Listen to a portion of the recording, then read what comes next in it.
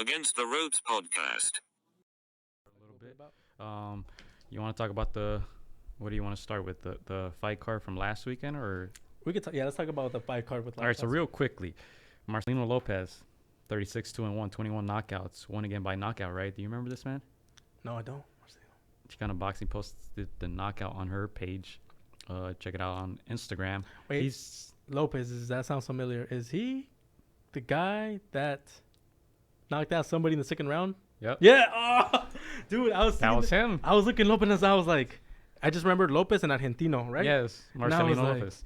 I was like, that guy sounds familiar. And I was like, was that the same guy that knocked out our former guest? Yeah, our guest from a couple weeks ago. Or a few weeks ago. Yeah, he was the guy that Gano was telling us a story about being knocked out and not remembering anything for the next 20 minutes. You know, I'm not talking about Johnny Gonzalez, because he told us the same thing. I'm talking about Gano, but it was that fight against Marcelino Lopez. Yeah, when I saw the name, I was like, that sounds like that one guy. When I saw him, I'm like, wait a minute. Yeah, but he won by knockout again. He has a pretty good record. 36-2? Mm-hmm. So...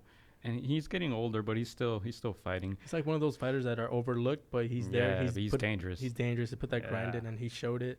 You know, with Kano now, he showed it this weekend around. Yeah, it was a good card. We had Hector Tanajara, 18-0 now. And I mentioned 5 knockouts to you earlier. Yes, you did. Yeah. You got to step that up. He's calling out Ryan Garcia. You know, but I think knockouts is the best way to get that attention and exposure. Yeah. You want to call out these names. Yeah, he does have the same record as Ryan Garcia, 18-0. But Ryan has 10 more knockouts. 10 more knockouts, and that says a lot. Yeah. So he did call out Ryan Garcia right post match, and I got the crowd going a little bit. Yeah, smart. Yeah, and I've gone to RGBA and I've seen Tanajara. Yeah, he works hard. He's a talented kid. You're rocking the Vergil shirt. I am rocking the Vergil shirt. That was a gift, right? It was. Yeah. Shout out to Vergil Senior and Vergil Junior. Yeah, but we're gonna see Tanajara. He can box. He can box. I think he can box. He can box. But 5 knockouts. That's man. We'll talk to him. I don't know because he did mention after the fight that he was a bit not disappointed per se, but he was looking for the knockout. Mm-hmm. I think he hurt his opponent at the beginning of the fight, and he was looking for the knockout, but he didn't get it. So. Yeah. So that would be an interesting fight down the road. So we'll see. Yeah, I think that will happen. We're talking about it on the way here. There's a lot of potential, very good fights there. Yeah. But that was Hector Tanajara. Shout out to him. Shout out to that Robert Garcia camp who was busy. Right, who was busy. He also had Franco, right? Franco versus Negrete, round 3, right? Third fight. And this is Legends versus RGBA, right? Because that's Manny Robles on that corner. Robert Garcia against Manny Robles. And I didn't get to watch the full fight. I had to go somewhere, but you want to talk about that one a little bit? You told me it was very close. I saw like the first 3-4 rounds. So it was a close fight again. It's this is the third fight. It's round 37. Yes. And I've said this again. If they fight like round 31, I believe they were all 10 rounders. There you go. Or round 21. But I've said it again. If they fight like yeah, that many times, it's always gonna be close. It's just one of those things that their styles are just very close. I don't think either one has like that big punch that can separate one from the other. Yeah, it's a very close fight. It was ruled a split draw. Yeah, and it was very close, very competitive. Both fighters having their moments. 96-94. Yeah, one for each, and then 95-95. Yeah, very spirited fight. I just feel like if they fight the same fight, it's always going to be close. So they asked Franco after the fight, do you want that fight? He's all like, I think we're going to move on and stuff. And shout out to Franco. Hopefully we can get him on the show. Yeah. Right, he's kept in contact with him. Yeah, and he said he wants to move on. And I don't blame him. Yeah, he's a young guy. He probably wants to move on. He's getting older. A little bit older. They asked him if he wanted it. He's all like, I'm going to talk to my promoters, but if they want to do it again, he was more open for it. But I think it's time for these guys to move on to other things. Yeah, and it was interesting because Chicano Boxing had an interview with Franco, and I think with Negrete too. I think you have some words with Negrete too. Yeah. And I think Negrete was saying he was looking for the knockout, right? Yeah. And Franco was like, he doesn't have the power to hurt me. Yeah. But he did hurt him. I think was it the second round a little bit when he stumbled him back. Stumbled a little bit. Yeah, but tough. Yeah, I'd move on, man. I'd be like, shit.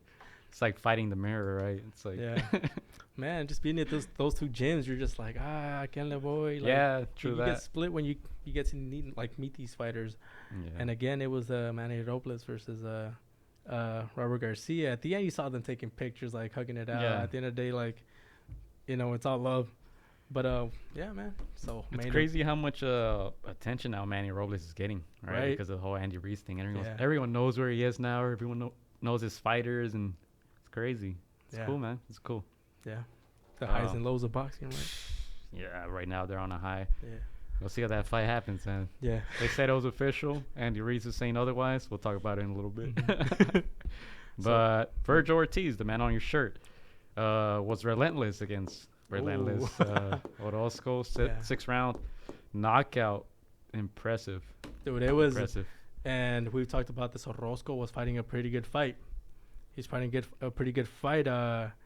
He was landing his shots, picking his shots. He was like pushing Vergil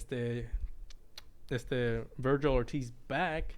Obviously not hurting him as much as Vergil was hurting him, but still landing. Still competitive, like, because we mentioned last week, like, most of the time Vergil doesn't get landed on, right? Like he's a guy who goes in there and very good boxer, takes care of business, right? Mm-hmm. But we knew this was gonna be a tough fight for him.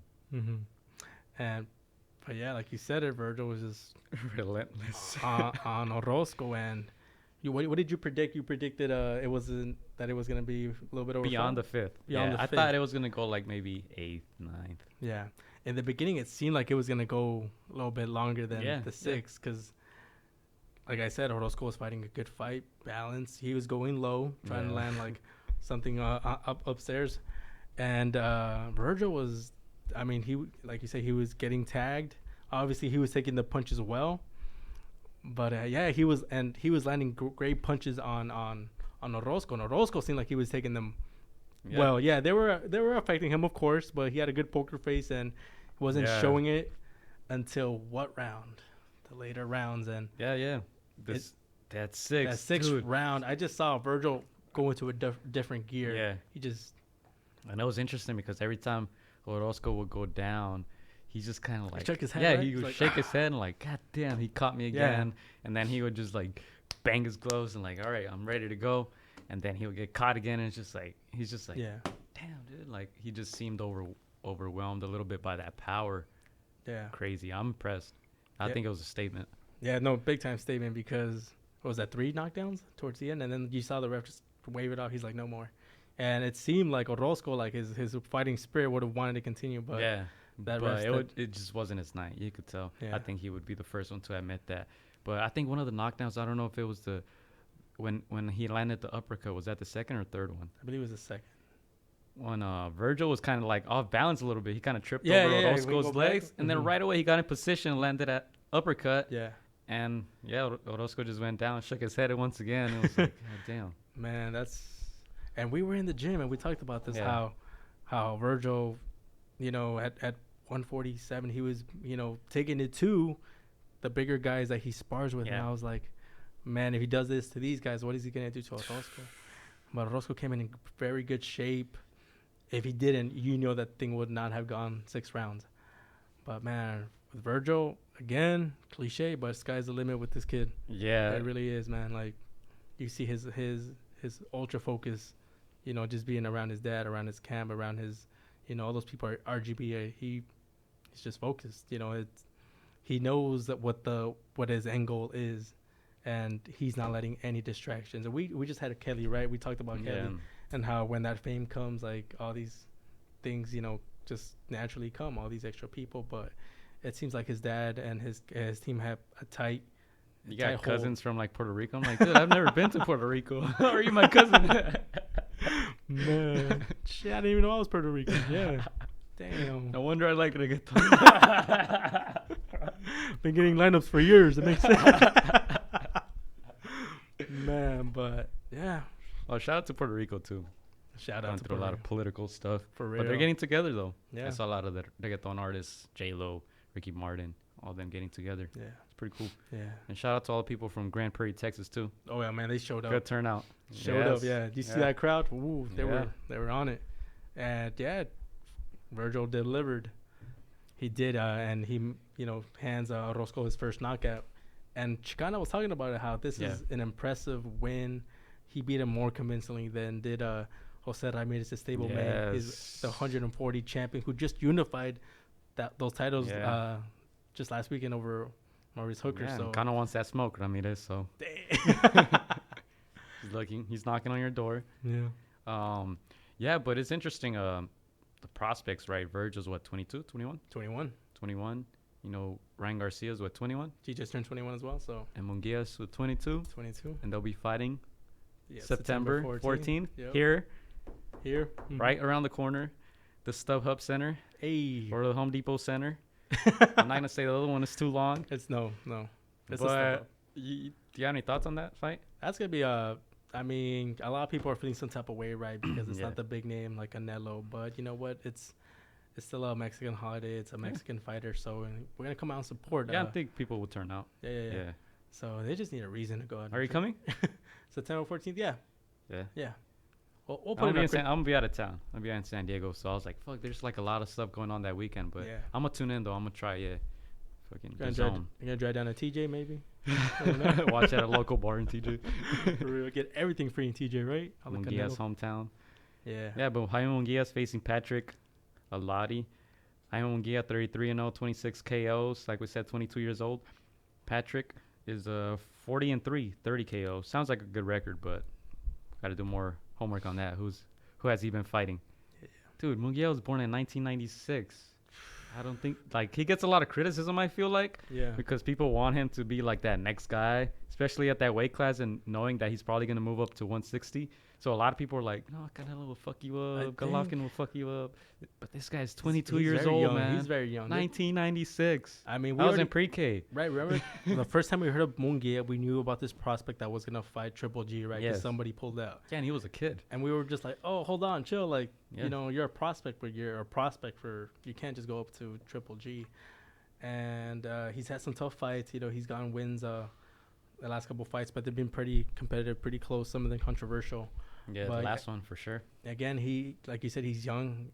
I think they need to chill a little bit. Yeah, and he's now training with Eric Morales. Yeah, and you see the post with Chicana where they asked him. I think he meant that they were trying to make it seem like he said, "I've never watched an Eric Morales fight." I think he meant live, like he didn't get the chance to watch it live. But you know how fans are; they just like the headlines and they went off about it. I don't know. Let us know, Chicana. What do you think in the comment section? I think he meant live. I've never watched the fight. He's had to have watched some YouTube ones. You better go back and Morales Barrera, Morales Pacquiao. Shit, Danny Garcia Morales. Don't watch that one. Don't watch that one. But it's out there. Yeah. But no, I mean, we're going to be there. We're going to come support. We're going to see if we can make a statement because the last couple fights, again, like we said, have been very competitive. Some of them controversial. Yeah. So, yeah. And these people need a show, man. And StubHub needs to get that Carson, energy California, back, LA, whatever you want to call it, they need a show. They need a show. Last time we had Ray Vargas against Tomoki Kameda, and people weren't happy. They were happy with Kameda, but they weren't happy with... Yeah, they weren't happy with the way Vargas. And Vargas, most of them were Mexicans, man. They were not Japanese people. Trust. But also on the undercard, Ryan Garcia against Avery Sparrow. That one's going to be good. 18-0, Ryan Garcia, 15 knockouts. Avery, 10-1, 3 knockouts. Avery with Usher in his corner, right? Was that him? Yeah, that was Usher. I saw some videos, but I didn't know that was him. Yeah, I think De La Hoya was all like... If he can move like Usher in the ring, he's got a chance. Or he can move like a sparrow. But yeah. Should be good, man. Should be good. Yeah. That's here. Like I said, StubHub Center. Check it out. But we also had the same evening... The one and only. There's only one Tyson Fury. Yep. Tyson Fury against Otto Whalen, Las Vegas, Nevada. This one's at the T-Mobile, right? T-Mobile Arena, right? Yep. Mm-hmm. Yeah. What do you think about that one? Dude. You saw the poll on Instagram, right? The one with, yeah. So only us two voted thumbs up. Everybody else thumbs down, dude. The vast majority of you guys are not happy with this fight. Let us know why. What do you think? I think it's because nobody knows who his opponent is, maybe, right? And maybe they're not happy with a British fighter fighting on Mexico Independence Day. But I mean, it's Tyson. I mean, you know, Tyson, he's entertaining. He's gonna try to, he's gonna bring come out to Mexican music, perhaps. Yeah, maybe with that hat, maybe some Mayweather sombrero. Oh, you never know. Would you be offended by that or not? Or would you be like, it's Tyson? I think coming from Tyson, I wouldn't be offended. Right? Yeah. Because he's a showman. Yeah. You kind of expect it. You can expect anything from Tyson. Yeah. Right? If it's another guy, like when we saw Errol Spence with a sombrero, I'm like, nah, take that shit off, yo. It wasn't as offensive as when Mayweather brought it out, but still it was like. But it's like you're fighting a Mexican fighter. Why are you wearing his colors and his hat? Give that shit back to him, bro. Like, Mikey was in the back. Hey, mi sombrero? Pita, where's my sombrero? Yeah, one job. Hey, Robert. ¿Cómo voy a pelear sin mi sombrero, Robert?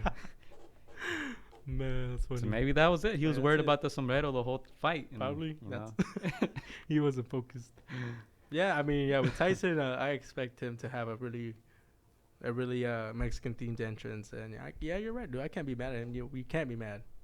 I mean, the people that know who he is, how he is, and make it entertaining, dude. I don't like even with jokes. I don't, like a lot of people get offended by certain jokes, but I'm like, if it's funny, I'ma laugh. Like, you know, just like this. Be entertaining. Yeah, be entertaining. And I'll be like, cool. That's cool. But it's a Mexican trunks, man. We know a guy, man. Come out with a luchador mask or something. Dude, that shit would be fun. Hit me up if you need that. I got you. You got it from Halloween. You just gotta give it back by October 30th, man. That's all we got. Dude, for real. All right, we got to wrap it up quickly. So you want to talk about the press conference a little bit? Yeah. Shout out to everyone who's there. Shout out to Alex Fernandez, Chicana Boxing. You guys can check out some stuff on their Instagrams and YouTubes. Yeah. So it was a press conference at the Staples Center for the Showtime Sean Porter versus Errol Spence Jr. fight. Man, it was. We knew it wasn't gonna be a whole lot of people. I mean, it was Wednesday. A lot of people were at work. I couldn't even make it. I'm like, fuck. But I mean, it was still fun. It was still intimate. It was hot as fuck. Ain't gonna lie. So maybe that's what. Hot this week. It's been hot this week, but yeah, dude, it's a stack card with David Benavides and on Anthony Durrell. Bandera Roja. Shout out to him. Interviews on our channel. Yeah. Cool dude. Yeah, and also John Molina Jr. contra Josecito Lopez. Ooh, Riverside Rocky. That's a good fight. I like it. That's a good fight. And yeah, man, it's gonna be a stack card. Other names on that fight. Robert the Ghost, the other Ghost, coming back. And you said it. You looked fresh, and he did. Yep. He looked energetic. Yeah, of course. After you've been, with those big fights, you're in the smaller fights. We saw him out, but he seemed energetic, positive, happy. Yeah. His dad. Yeah. I like that. They exude that energy, and so I think he's gonna make a little run for it here in the welterweight division. That's what he wants to do. That's what him and his dad were talking about, and Robert was talking about just going back to boxing, right? Instead of being a slugger against these big guys. Yeah. So we'll see what he can do in the Staples Center that evening. Yeah, and that's what he did in the lower weight classes. Brought him a lot of success. So yeah. Honestly, fun card. I know you saw the energy that Sean Porter was bringing. Yes, that was good. Showtime. Time is it? And of course, you saw Errol Spence with that he looks like he's on lean all the time. And he's just there like. And I was talking to Chicana. I was like, okay, I get it. You're maybe ultra confident because I mean you're up there. You're probably top 2. But we talk about marketing though. Yes, we talked about this. I was like, okay, I get it. You're ultra confident. I'm pretty sure you could beat Porter in your mind's eye, but dude, you still have to exude some kind of energy. Get the people going. Yeah, or if you don't want to, all right, it's cool. You don't want to do it. But just look at Sean Porter and be like, dude, sit your ass down. Yeah, and then everybody's gonna laugh and think you're this funny guy. Yeah, you don't have to be all energetic. And I know he said it because the crowd was pretty mellow up until Sean got up and he's all like, "Nah, y'all too quiet." I'm bringing he started bringing this energy, which was contagious.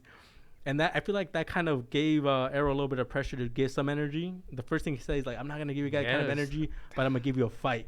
And I was like, all right, I see you. Just tell him save your energy for the fight, Sean. Yeah, something clever. Something clever. You don't have to be all but you're a professional entertainer. Yeah, do some clever wits. You know who I like? Who's entertaining? Who's gonna be on that card too? Joey Spence.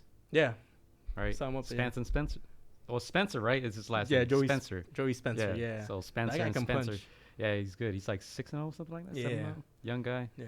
Another American of European descent. There you go. Well, maybe he's the next one. Maybe he's the one. Is he the one? Yeah, but he's fun to watch. Yeah, that guy can punch. I was talking to Lily when we were out there, and they were doing little introductions, and a lot of them seem very mellow, and it's just like, yeah, you guys gotta give us more. I mean, yeah, do a little, dude. Yeah, you gotta. I watched the videos, and everyone was going up there for 30 seconds and then sitting back down, and I was like, yeah, y'all need some PR people or some communications classes, some speech classes. Just go up there and. I'm telling you, if Broner is, serious about retirement, he can show them how to do this. He can be the host for these events. Imagine that. PBC hired Adrian Broner as the host of these events. People will show out to these press conferences just for Adrian Broner. Yeah. Trust me. Coming up next. Get up here, Sean. Dude, because, he has that.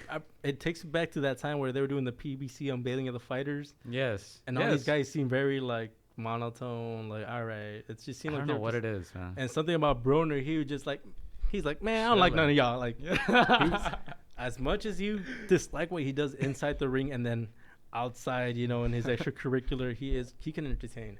Yeah. And some of these guys need to pick up that from him, not everything else, but just like the entertaining factor. Of course, still be yourself.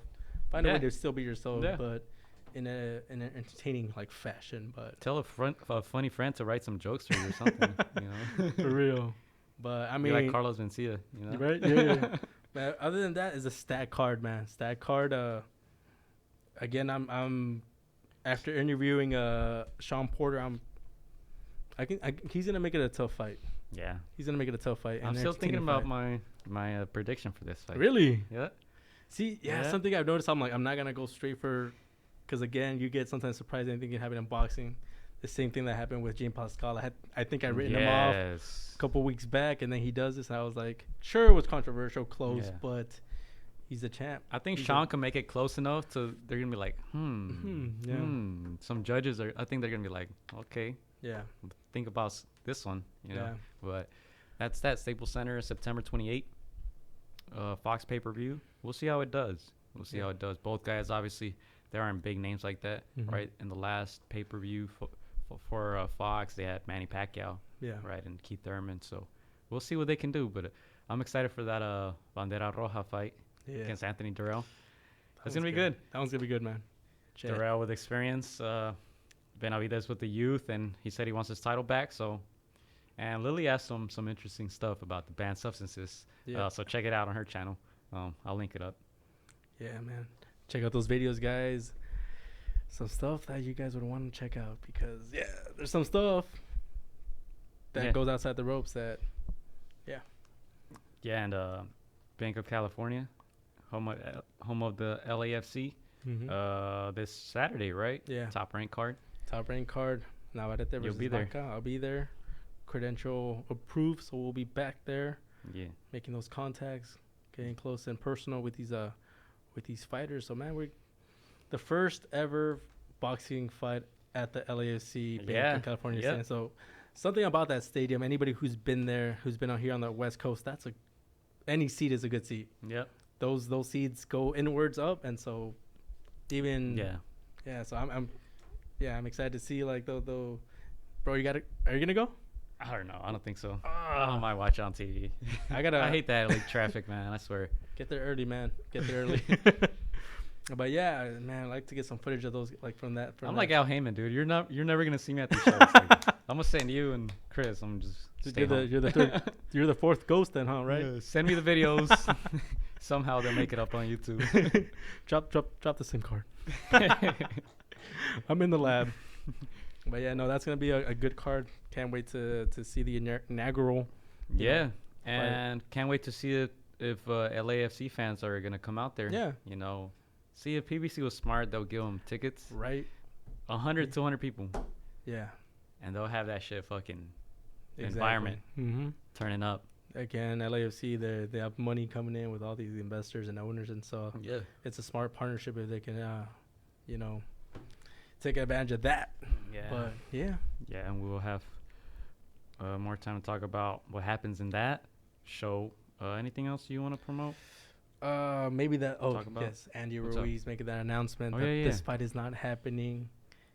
in Saudi Arabia. So this was through Instagram, right? Instagram Live? Yes, Instagram Live. And what did he say? So we were wondering, right, why he hadn't put the official picture. They said it was official. And nobody from Andy Reese's camp. I even saw an interview with Manny Robles. Yeah.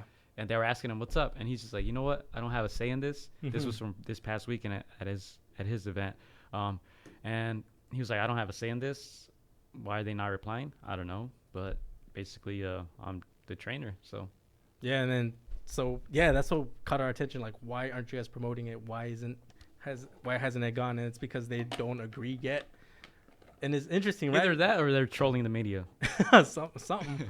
But Andy went live and said, no, we haven't, decided to do this in Saudi Arabia. He said his words exactly. He's like, I have no protection out there. He's like, I don't feel protected out there. So again, we've talked about the stuff that's gone on with Dealing and Why, with the BBC. This is technically, Saudi Arabia, so should be considered neutral. We know, we talked about it in our last episode. It has to do with the money, right? The money that they're gonna pay to host this event. But yeah, Andy's not happy. He said, nope, it's coming back to the U.S. But as Lily Chicana Boxing explained last week, this is just an extension of the first fight. And Eddie Hearn went on and said like the exact same thing. Yeah, that he has a duty as a man. Once he signed that contract, that first time, which he pretty much said like, we gave you a chance. Yeah, we honored the first contract. Now let's honor the second one. Yep. He's all like, we're gonna respect you as the champ because you did win. See, but people are like, no, it should be under Andy's terms. He's the champion now, but you're still not the A side. Yeah. I'm sorry to break it down like this, but Roger Mayweather, right? Yeah, Roger Mayweather, my favorite quote in boxing. But Anthony Joshua's still the A side, regardless of what people want to think. And like Lily said, I'm pretty sure it is an extension of that first contract. And I mentioned last week that I think Eddie Hearn and Anthony Joshua are being pretty respectful in that sense, where they're not forcing them, right? It doesn't seem like they're forcing them. All right, it's going to be in Cardiff, Wales, and that's it, right? They're kind of weighing the options, and we'll see what happens. Yeah, I think in Eddie Hearn's mind's eye, what he said, like, we have to respect him as a champion. I think Saudi Arabia was that meeting you in the middle type, right? Yeah, we're going to the middle of the desert, literally. We're giving you the Crete treatment. Go back to the desert. Yeah. But, man, we'll see what happens, man. He hasn't promoted this on his Instagram. Manny either. Manny's just a coach, were his words. Yeah. So we'll see what happens. But this is a good build-up to the fight regardless. Yeah. We're talking about it now, right? People are having a lot of assumptions and anticipations, and we'll see what happens, man. But I think it's a good build-up toward that fight right now. Everybody's like, what's going to happen? Is it really going to be in Saudi Arabia? Is Andy going to, I don't know what people think Andy could do, honestly. I'm trying to what can he do? Again, if he signed, he signed. And yeah, it's all just his word, but they can just show him in writing. Yeah. We're assuming, right? I'm pretty sure he's going to get if he hasn't already, he has a lawyer to look over these documents, but I mean, it's gonna be a tough one to battle. Yeah, but I mean, hopefully it just happens. I just want it to happen already. Yeah. As a boxing fan, you just want to see these fights. I couldn't care less where it is. I just want to see him fight again. I don't care. It just seems like Eddie has to give him that peace of mind, or give him a piece of the cake too, a bigger piece of the cake. Yeah, I think he said something like that, something about the money, where does he deserve more money? He said absolutely not, or some shit like that.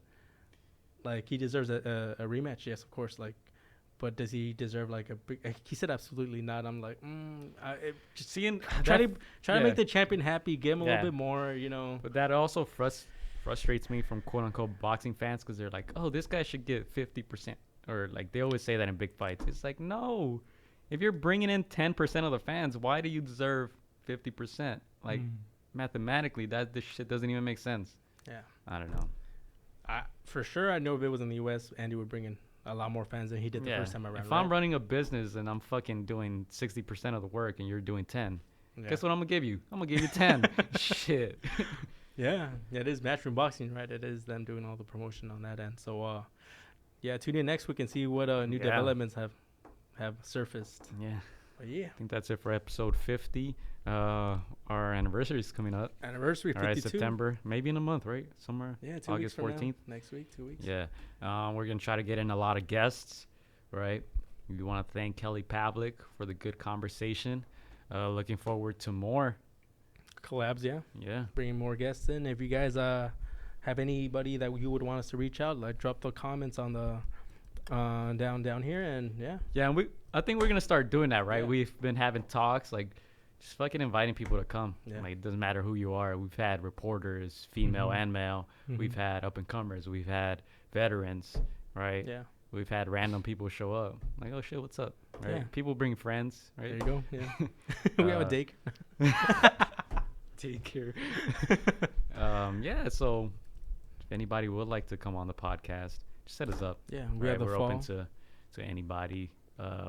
We've reached out to a few people, so we're gonna have a couple people coming up, right, in the fall. But other than that, we're pretty lenient, right? It's most of the time we get a guest like the week of. Yeah. We're just like, yo, you want to come on? Cool. Yeah. All right. Come on. Talk about your career. We have a conversation. It just flows. Yeah. And so anything you guys want to, promote, just hit us up and we'll figure that out from there. But yeah, fall season is now open, and Yeah. Don't forget to follow us at againstdaropes, Instagram, Facebook, Twitter, MySpace, all that stuff. Againstdaropes.online, the website. Make sure to subscribe to the YouTube channel. We've had a lot of content coming up lately, right? Yeah. A lot of stuff, man. A lot of stuff and a lot of other stuff to come. So make sure to stay tuned, man. Yeah, that's it. We out. So 50. Oh, wait, hold up. I got a good way to... Do I have it on this song? 50. Something with 50? Hashtag 50. Fofty. No, I've been working on like outros and shit. Follow us at againstdaropes on all social network platforms. Thank you. We out. We out. We out. Goodbye. Goodbye. We out. You already know I'm a fun guy. Hola amigos, soy Juan Francisco AtR. Quiero mandar un saludo para mis amigos de Contra las Cuerdas. Échenle muchas ganas. Un abrazo, muchas bendiciones. Shout out to Against the Ropes. You know what mine is? Let's box, bitches. It's almost fight night. Shout out to Against the Ropes. Thank you for the support. Keep doing your thing. You're doing a great job. So thank you and best wishes. Huge shout out to Against the Ropes. Shout out to Against the Ropes. Thank you guys for the interview, and hope to see you guys soon. Against the ropes, always doing the right thing. Shout out to Against the Ropes, man. I appreciate you guys for having me, taking the time on y'all day. Against the Ropes, #1. Freddie Roach. Thank you very much.